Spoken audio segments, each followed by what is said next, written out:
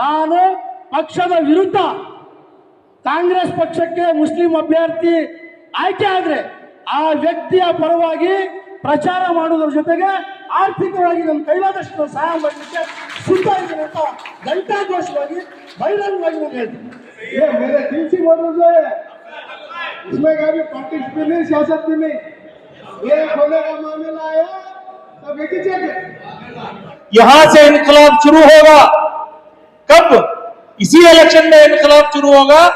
अगर हमारी तो उम्र होते आती हमें क्या तो भी हक बात करना रहा तो किसी भी डरते भी नहीं, घबराते भी नहीं. ಅಕಸ್ಮಾತ್ ಕಾಂಗ್ರೆಸ್ ಪಾರ್ಟಿಯಿಂದ ಟಿಕೆಟ್ ಅನ್ನು ಮುಸ್ಲಿಂ ಅಭ್ಯರ್ಥಿಗೆ ಟಿಕೆಟ್ ಕೊಟ್ಟಿದ್ರೆ ನಾವು ನಮ್ಮ ಹೈಕಮಾಂಡ್ ಸ್ಟೇಟ್ನಲ್ಲಿ ಚರ್ಚೆ ಮಾಡಿ ನಾವು ಯಾವುದೇ ಕಾರಣಕ್ಕೂ ಆ ಮುಸ್ಲಿಂ ಕ್ಯಾಂಡಿಡೇಟ್ಗೆ ಸಪೋರ್ಟ್ ಮಾಡ್ತೀವಿ ಅಂತ ನಾವು ಹೇಳಕ್ ಬಯಸ್ತೀನಿ.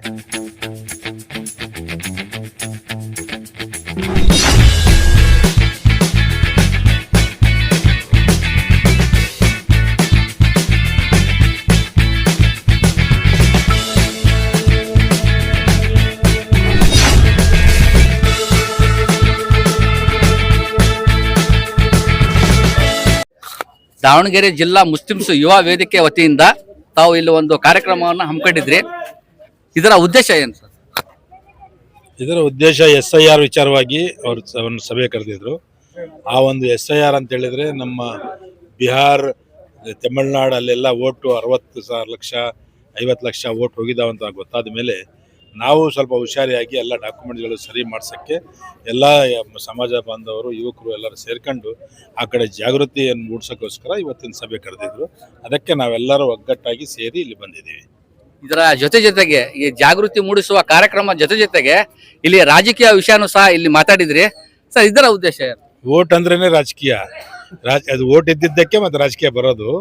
ಬರೇ ಓಟಿಂದ ಇದು ಮಾಡಬೇಡ್ರಿ, ಎಲ್ಲರೂ ಸೇರಿ ಒಗ್ಗಟ್ಟಿಂದ ಈ ಸರ್ತಿ ನೀವೆಲ್ಲರೂ ಸೇರಿ ಟಿಕೆಟ್ ತರಕ್ಕೆ ಪ್ರಯತ್ನ ಮಾಡ್ರಿ, ನಾವೆಲ್ಲ ನಿಮ್ಮ ಜೊತೆಗೆ ಇದೀವಿ ಅಂತ ಹೇಳಿ ಸಮಾಜ ಮತ್ತು ಯುವಕರು ಎಲ್ಲರೂ ಸೇರಿ ಹೇಳಿದ್ದಕ್ಕೆ ಇವತ್ತು ರಾಜಕೀಯ ಮಾತಾಡಿದೆ ಸರ್. ಅಕಸ್ಮಾತ್ ಪಕ್ಷ ಭೇದ ಎಲ್ಲ ಮರೆತು ಮುಸ್ಲಿಂ ಸಮಾಜದ ಎಲ್ಲ ಮುಖಂಡರು ಇಲ್ಲಿ ಒಗ್ಗಟ್ಟು ಪ್ರದರ್ಶನ ಮಾಡ್ದಂಗೆ ಆಗ್ತಾ ಇದೆ. ಇದರ ಉದ್ದೇಶ ಏನು? ಒಗ್ಗಟ್ಟು ಮತ್ತೆ ಇರಲೇಬೇಕಲ್ಲ. ಒಗ್ಗಟ್ಟಿದ್ರೇನೆ ಮತ್ತೆ ಏನಾದ್ರು ಶಕ್ತಿ ಬರೋದು. ಒಗ್ಗಟ್ಟಿಲ್ಲ ಅಂತ ಹೇಳಿದ್ರೆ ನಾವೇ ಒಡಕಿದ್ರೆ ಏನು ಮಾಡಕ್ಕಾಗಂಗಿಲ್ಲ. ಅದಕ್ಕೆ ನಾವು ಎಲ್ಲರೂ ಸೇರಿ ಒಗ್ಗಟ್ಟಿಂದನೇ ಮುಂದುವರಿಬೇಕಂತ ಯೋಚನೆ ಮಾಡ್ತೀವಿ ಸರ್. ಅಕಸ್ಮಾತ್ ದಾವಣಗೆರೆ ದಕ್ಷಿಣ ಕ್ಷೇತ್ರದಿಂದ ಮುಸ್ಲಿಂ ಸಮಾಜಕ್ಕೆ ಟಿಕೆಟ್ ಸಿಕ್ಕಿಲ್ಲ ಅಂದ್ರೆ ನಾವು ಸಪರೇಟ್ ಆಗಿ ಏನಾದ್ರು ನಾವು ಟಿಕೆಟ್ ಸಿಕ್ಕಿಲ್ಲ ಅಂತ ನಾವು ಯೋಚನೆ ಮಾಡಂಗೇ ಇಲ್ಲ. ನಮ್ಮ ಎಲ್ಲರೂ ನಾವು ಸೇರಿ ಪ್ರಯತ್ನ ಮಾಡಿದ್ರೆ ಅದು ಯಾವುದು ದೊಡ್ಡ ವಿಚಾರ ಅಲ್ಲ. ನಾವೆಲ್ಲ ಒಗ್ಗಟ್ಟು ಇಲ್ಲಿದ್ದಕ್ಕೆ ಇಷ್ಟು ದಿವಸ ಎಲ್ಲ ಯಜಮಾನರಿದ್ರಂತ ನಾವು ಬಿಟ್ಕೊಟ್ಕೊಂತ ಹೇಳ್ಕೊಂತ ಬಂದಿದ್ದೀವಿ. ಆದರೆ ನಮಗೆ ಭರವಸೆ ಇದೆ ನಮ್ಮ ಪಕ್ಷದವ್ರ ಮೇಲೆ, ನಮ್ಮ ನಾಯಕರುಗಳ ಮೇಲೆ, ಎಲ್ಲರ ಮೇಲೆ ಭರವಸೆ ಇದೆ. ನಮಗೆ ನಮ್ಮ ಜನರ ಒಂದು ಒಗ್ಗಟ್ಟು ನೋಡಿ ಅವ್ರು ನಮಗೆ ಈ ಸರ್ತಿ ಯಾವುದೇ ಕಾರಣಕ್ಕೆ ನಿಲ್ಲಿಸಿ ಎಲ್ಲ ಸಮಾಜ ಬಾಂಧವರು ನಮಗೆ ಗೆಲ್ಲಿಸ್ತಾರಂತ ನಮ್ಗೆ ಗ್ಯಾರಂಟಿ ಇದೆ ಸರ್. ಬಿಜೆಪಿ JDS ಪಕ್ಷ ಮೈತ್ರಿ ಆಗಿದೆ. ಈ ಮೈತ್ರಿ ಪಕ್ಷದಿಂದ JDS ಇಂದ ಏನಾದ್ರು ಅಲ್ಪಸಂಖ್ಯಾತರ ಮುಖಂಡರಿಗೆ ಏನಾದ್ರು ಅವ್ರು ಚುನಾವಣೆಗೆ ನಿಲ್ಲಿಸಿದ್ರೆ ನಿಮ್ಮ ಮುಂದಿನ ನಡೆ ಏನು? ಅಲ್ಲ, ಅದಂತ ಅವಕಾಶ ಬರಕ್ ಸಾಧ್ಯ ಇಲ್ಲ. ಅಂತ ಅವಕಾಶ ಬರಂಗಿಲ್ಲ ಅಂತ ನಮಗೆ ಅನಿಸ್ತದೆ. ನಾವು ಬೇರೆ ಯಾರು ತೊಗೊಂತಾರೆ, ಏನು ಮಾಡ್ತಾರೆ, ಏನು ತಪ್ಪು ಮಾಡ್ತಿದೆ ಅಂತ ನಾವು ಕಡೆ ಹೆಚ್ಚು ಮಾಡೋಂಗಿಲ್ಲ. ನಾವು ನಮ್ಮ ಕಾಂಗ್ರೆಸ್ ಪಕ್ಷದಿಂದ ಹೆಂಗೆ ತರಬೇಕು, ಈ ಸರ್ತಿ ಹೆಂಗೆ ನಮ್ಮ ಜನಕ್ಕೆ ನಾವು ಕೊಡಿಸ್ಬೇಕು, ಆ ಕಡೆ ನಾವು ಜಾಸ್ತಿ ಗಮನ ಕೊಡ್ತೀವಿ. ಮತ್ತು ಎಲ್ಲರೂ ಯಾರ್ಯಾರು ಒಗ್ಗಟ್ಟಿಲ್ಲ ಅವ್ರ ಹತ್ರ ಹೋಗಿ ಮನೆಗೆ ಕುತ್ಕೊಂಡು ಮಾತಾಡಿ ಎಲ್ಲರೂ ಒಗ್ಗಟ್ಟಾಗಿ ಬರ್ರಪ್ಪ ಅಂತ ಹೇಳ್ತೀವಿ. ತಾವು SDP ಪಕ್ಷದಿಂದ ಇಲ್ಲಿ ಬಂದಿದ್ರಿ. ಇಲ್ಲಿ ಕೆಲವೊಂದು ರಾಜಕೀಯ ವಿಷಯನೂ ಚರ್ಚೆ ಆಯಿತು. ಇದರ ಬಗ್ಗೆ ತಾವು ಏನು ಹೇಳ್ತೀವಿ? ನೋಡಿ, ರಾಜಕೀಯ ಪಕ್ಷ ಅಂತ ಹೇಳಿದ್ರೆ ಎಲ್ಲರಿಗೂ ಒಂದು ಆಕಾಂಕ್ಷೆ ಇರುತ್ತೆ. ತಾವು ತಮ್ಮ ಪಕ್ಷದಿಂದ ಅಭ್ಯರ್ಥಿಯನ್ನು ಹಾಕ್ಬೇಕಂತ ಹೇಳಿಬಿಟ್ಟು ಮುಂಬರುವ ಬೈ ಎಲೆಕ್ಷನ್ನಲ್ಲಿ ಎಲ್ಲರೂ ಮಾತಾಡಿದರು, ಎಲ್ಲ ಸಮಾಜದ ಮುಖಂಡರೆಲ್ಲ ಮಾತಾಡಿದರು. ಇಲ್ಲಿ ಪಾರ್ಟಿ ಮುಖ್ಯ ಅಲ್ಲ. ಇಲ್ಲಿ ನಮಗೆ ನಮ್ಮ ಸಮಾಜದಿಂದ, ಮುಸ್ಲಿಂ ಸಮಾಜದಿಂದ ಅಕಸ್ಮಾತ್ ಕಾಂಗ್ರೆಸ್ ಪಾರ್ಟಿಯಿಂದ ಟಿಕೆಟ್ ಅನ್ನು ಮುಸ್ಲಿಂ ಅಭ್ಯರ್ಥಿಗೆ ಟಿಕೆಟ್ ಕೊಟ್ಟಿದ್ರೆ ನಾವು ನಮ್ಮ ಹೈಕಮಾಂಡ್ ಸ್ಟೇಟ್ನಲ್ಲಿ ಚರ್ಚೆ ಮಾಡಿ ನಾವು ಯಾವುದೇ ಕಾರಣಕ್ಕೂ ಆ ಮುಸ್ಲಿಂ ಕ್ಯಾಂಡಿಡೇಟ್ಗೆ ಸಪೋರ್ಟ್ ಮಾಡ್ತೀವಿ ಅಂತ ನಾವು ಹೇಳಕ್ ಬಯಸ್ತೀನಿ.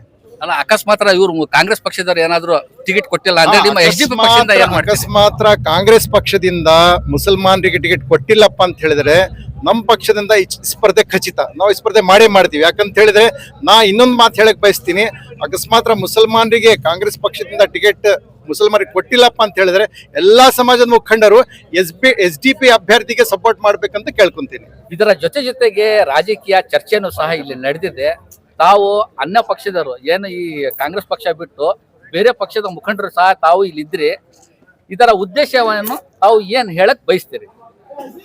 ಮೊಟ್ಟ ಮೊದಲನೇದಾಗಿ ದಾವಣಗೆರೆಯಲ್ಲಿ ಏನು ನಮ್ಮ ಇಂಡಿಯನ್ ಹೆಲ್ಪಿಂಗ್ ಹ್ಯಾಂಡ್ನ ಯುವಕರು ಅವ್ರ ಸ್ನೇಹಿತರು ಒಂದು ದಾವಣಗೆರೆ ಜಿಲ್ಲಾ ಮುಸ್ಲಿಂ ಯುವಕರ ವೇದಿಕೆ ಅಂತ ಕಟ್ಕೊಂಡು SIR ಯಾವ ರೀತಿ ಅದರಿಂದ ಪಾರಾಗಬೇಕು, ಯಾವ ದಾಖಲೆಗಳು ಹ್ಯಾಕ್ ಕೊಡಬೇಕು ಅನ್ನೋ ಬಗ್ಗೆ ಸಂದೇಶ ಕೊಡಲಿಕ್ಕೆ ಇವತ್ತು ಈ ಕಾರ್ಯಕ್ರಮ ಕರೆದಿದ್ರು.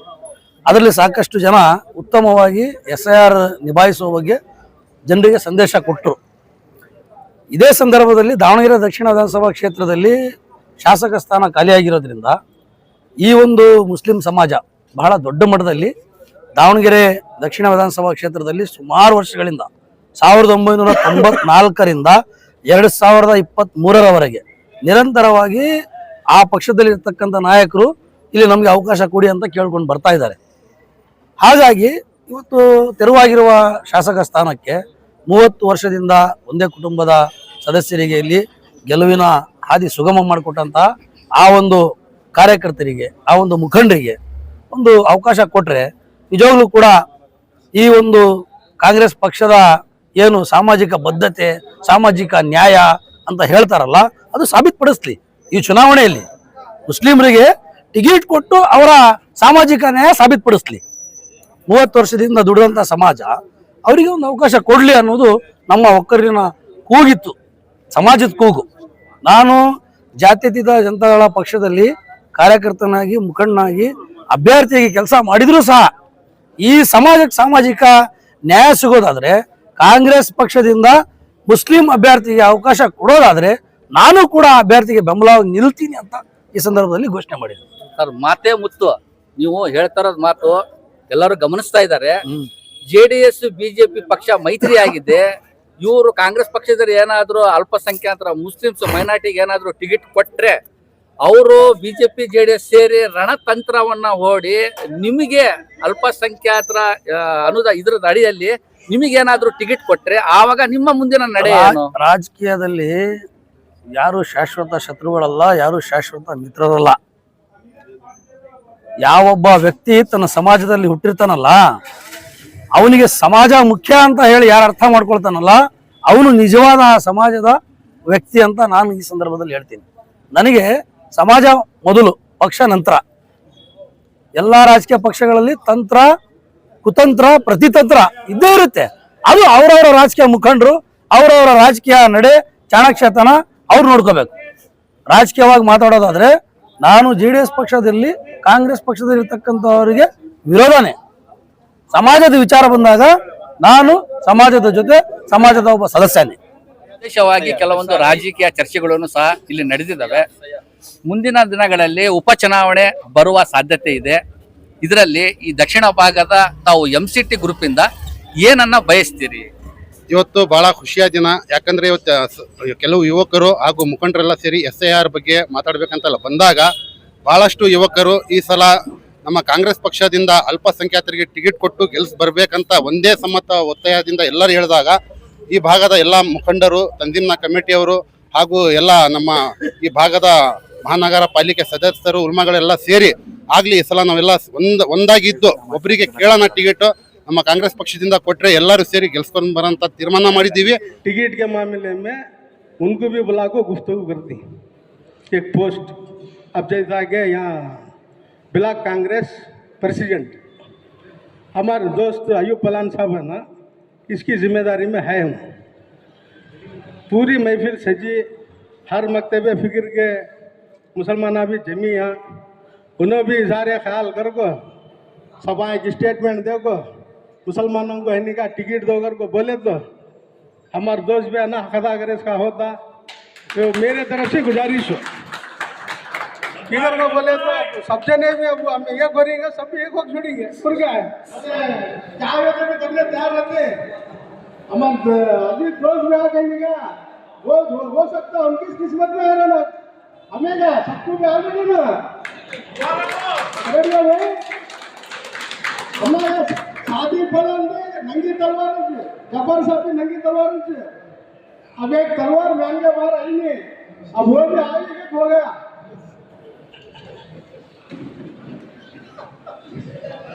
करेगा साहब, ये मेरे दिल से बोल रहे हैं. इसमें कभी पॉलिटिक्स भी नहीं, सियासत भी नहीं। ये खोने का मामला आया तब एक ही चेक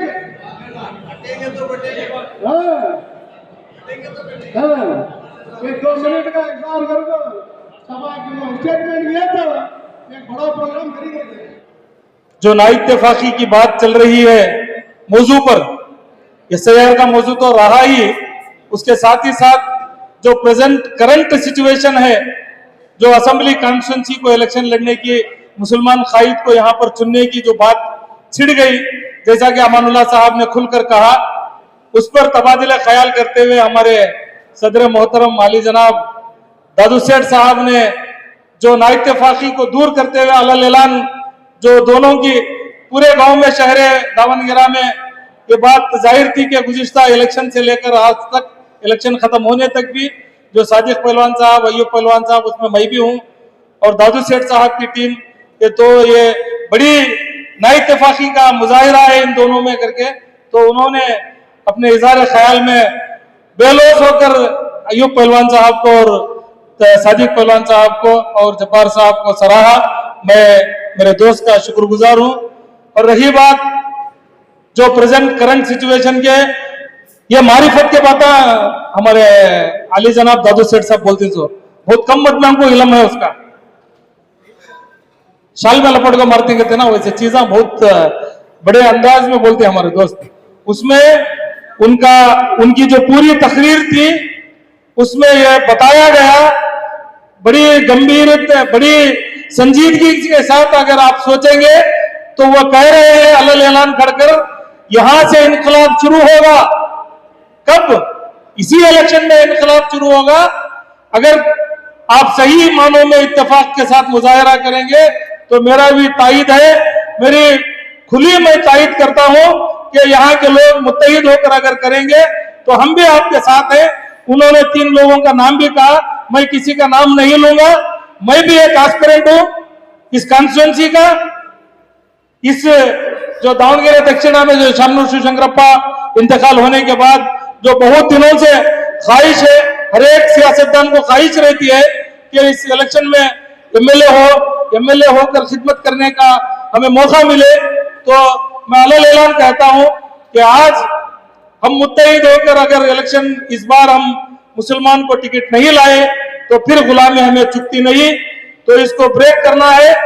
तो हम लोग मुत्तहिद होकर, जब्बार साहब हैं, उसमें दादू सेठ साहब भी हैं, हमारे सादिक पहलवान साहब भी हैं, अय्यूब पहलवान साहब भी हैं, और भी कई हजरात अभी नाम पेश नहीं आए। तो आने वाले दिनों में जिसकी ताकत हो वो मुत्तहिद होकर नेशनल पार्टी से, जैसा कि हमारे दोस्त अमानुल्लाह साहब कह रहे थे कि मैं एक जेडीएस से रिप्रेजेंट करता हूं, उसके बावजूद भी नेशनल पार्टी कांग्रेस से अगर लाए तो मैं अलल ऐलान तुम्हारे साथ माली ताउन के साथ मैं आपका साथ देता हूं करके, इसी तरीके से पहली निशिस्त जो कामयाब, मेरे ख्याल से कामयाब निशिस्त है। मैं दादू सेठ साहब के उतना तो शेर व शायर करना नहीं जानता कि हम एक ही तालीम के पहलवान हैं पूरे लोग, वो भी 1973 की पैदाइश, हमारे बचपन के दोस्त हम सब साथियां हैं। अय्यूब पहलवान हमारे से छोटे बड़े हैं। तो मैं इस समझ में जो हालात हाजिरा जो दावणगेरे दक्षिणा की सियासत बता रही है कि हमारी हालत मुसलमानों की इस तरह है, जो अल्लामा इकबाल साहब कहते हैं, दादू सेठ साहब, भीगे हुए परों से प्रवास करके देख, अंजाम खुदा के हाथ में है, आगाज करके देख, तुझे बहुत गुरूर है सरफिरे तूफान, हमें भी जिद है समंदर पार लगाने की। इंशाअल्लाह इस बार समंदर पार लगाने की वजह से आप तमाम लोग अपना साथ देती है, हमारी पूरी कौम एक हो, आती करबोल को तमाम के साथ आज जो ये प्रोग्राम एसआईआर का करे, उसके साथ साथ जो ये सियासी माहौल का जो जरूरी है आज के दौर में निकलना। हमारे हरदिल अजीज सदर जलसा जनाब शेख दादा पीर साहब बहुत अच्छी बात करे, ब्लॉक प्रेसिडेंट अय्यूब पहलवान को बोलो कर बोलो, हमारे से ज्यादा चालाक क्यों ना। ये तुम्हें सभी मोहर्रम में देख रहेगा, बचपन में हमें देखे, एक ला बंदूक ले लेगा को राख भर ले को यूं दिमाग पीछे मारता है। उनका जज्बा, उनके जज्बे को मैं शुक्रगुजार हूं। इंसान की फितरत नाइत्तेफाकियां रहती हैं, वैसा क्या भी नाइत्तेफाकियां भी कैबिनेट है।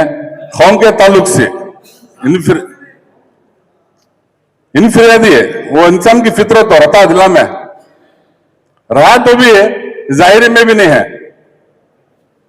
यहाँ का सिस्टम है गांव का, तुम ना बोल दो मैं पहले से मई देखे सरकार